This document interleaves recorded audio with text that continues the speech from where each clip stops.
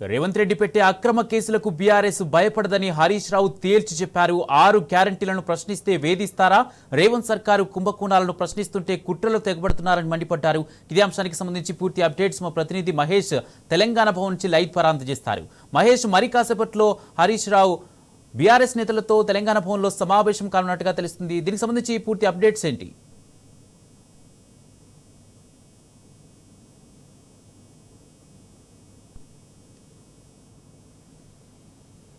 హరీష్ రావు మాట్లాడారు. హరీష్ రావు మాట్లాడుతూ ఇటు కాంగ్రెస్ ప్రభుత్వం ఎన్ని కుట్రలు చేసినా ఎన్ని అడ్డంకులు సృష్టించినా కానీ కాంగ్రెస్ ప్రభుత్వ వైఫల్యాలను ఎండకాడుతూనే ఉంటామని చెప్పారు. 2 ఏళ్ళు అవుతుంది అధికారంలోకి వచ్చి 6 గ్యారంటీలు 420 హామీలు ఇచ్చారు. ఇవి కూడా ఏమీ అమలు చేయకుండా ప్రశ్నిస్తున్న ప్రతిపక్ష పార్టీ నేతలపైన కేసులు పెడుతూ అక్రమ కేసులు పెడుతూ ఇబ్బందులకు గురి చేస్తూ ఒక డైవర్షన్ పాలిటిక్స్ చేస్తున్నారని కూడా హరీష్ రావు ఇప్పటికి కాసేపటి క్రితమే మీడియాతో చెప్పిన పరిస్థితి కనిపిస్తూ ఉంది. ఎన్ని కేసులైనా ఎదుర్కొంటాము, న్యాయపరంగా ఖచ్చితంగా ఎదుర్కొంటాము, ప్రజల పక్షాన నిలబడతామని కూడా హరీష్ రావు స్పష్టం చేసిన పరిస్థితి కనిపిస్తూ ఉంది. ఇక ఇప్పటికే సుప్రీంకోర్టులో ఈ ఫోన్ ట్యాపింగ్కి సంబంధించి ఇది ఒక ఫాల్స్ కేసు అని కూడా కొట్టివేసిన పరిస్థితి కనిపిస్తుంది. హైకోర్టు కావచ్చు, సుప్రీంకోర్టు రెండిట్లో కూడా ఈ కేసు కొట్టివేసినా కానీ రాష్ట్ర ప్రభుత్వం కావాలని నిన్న అర్ధరాత్రి సమయంలో ఒక నోటీసులు జారీ చేసి ఈరోజు విచారణకు హాజరు కావాలని చెప్పించి పేర్కొంది. మరి కాసేపట్లో తెలంగాణ భవన్ చేరుకుంటారు. ఉదయం 11 గంటల సమయంలో జూబ్లీహిల్స్లోని సిట్ ఆఫీస్కి మాజీ మంత్రి హరీష్ రావు వెళ్తారు. ఇక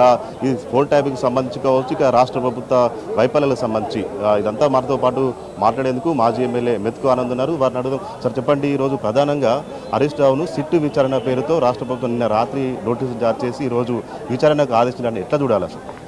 ఇప్పుడు మనందరికీ చాలా తెలుసు, రేవంత్ రెడ్డి గారు రాష్ట్రంలో ఏదన్నా ఇష్యూ వచ్చింది, ప్రజలందరూ కూడా దాని మీద ఫోకస్ చేస్తుండ్రు, ఈయనను నిలదీసేటటువంటి పరిస్థితి వస్తున్నది అంటే ఏ విధంగా ప్రజల అటెన్షన్ను డైవర్ట్ చేయాలనేటటువంటి దాంట్లో రేవంత్ రెడ్డి గారు నిపుణులు బాగా. అయితే నిన్న కూడా హరీష్ అన్న చాలా క్లియర్గా బొగ్గు గనులకు సంబంధించినటువంటి కుంభకోణము, రేవంత్ రెడ్డి గారి బామ్మర్ది సృజన్ రెడ్డి గారు ఏ విధంగా చేసుకొచ్చిండు అనేటటువంటిది చాలా క్లియర్గా చెప్పిండు. కాబట్టి ఆయన విదేశాలకు పోతూ వీళ్ళకు మంచిగా రాసిచ్చిపోయిండు.